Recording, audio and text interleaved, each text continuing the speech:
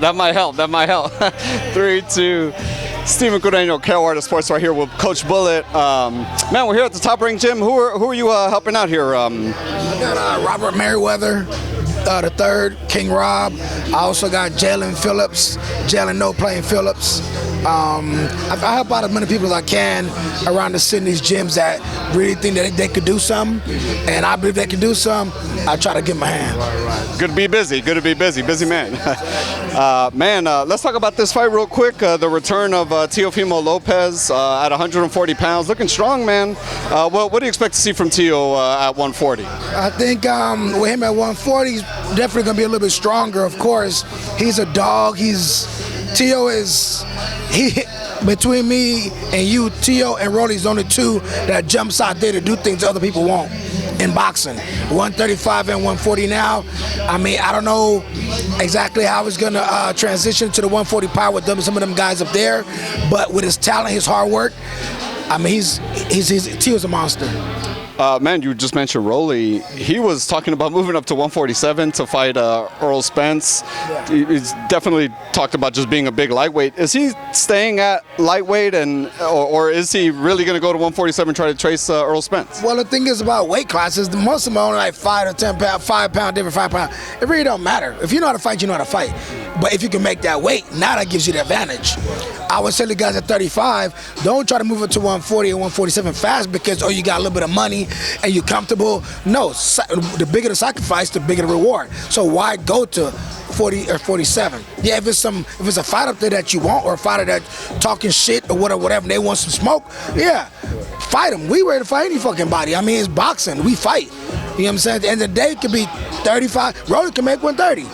Theo, I know, can make 130. But it's wherever you feel comfortable at and whatever they feel good at. And like I said, to me, I had a conversation with my guys earlier. Some of these guys, they get this money, they get this fame, and then they want to jump up and wait because they don't want to do the sacrifices. You got to stay down there. Control all that at 35 or 30, whatever your weight class may be. And then you move up.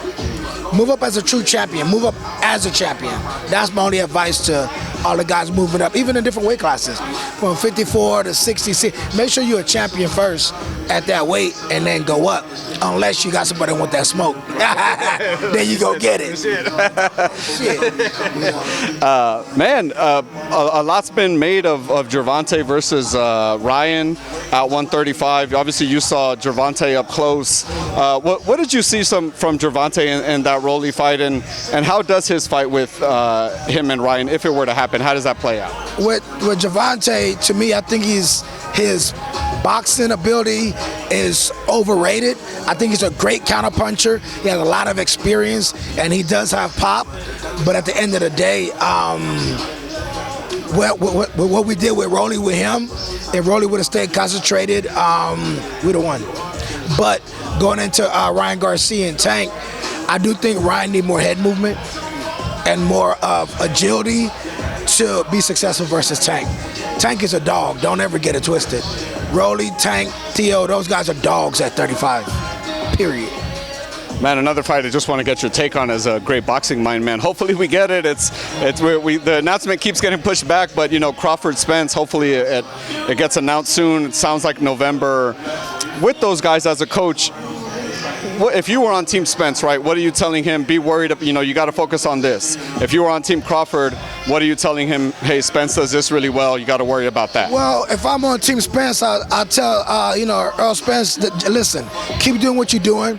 He has a systematic style of breaking guys down. Stay in your element and don't get out of it.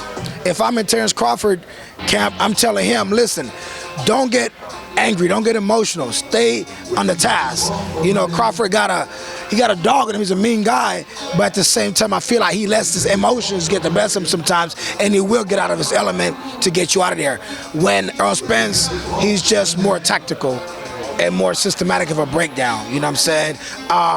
Willpower is what's going to be the definition and the separation of the two. Whoever had the stronger willpower at the end of the day.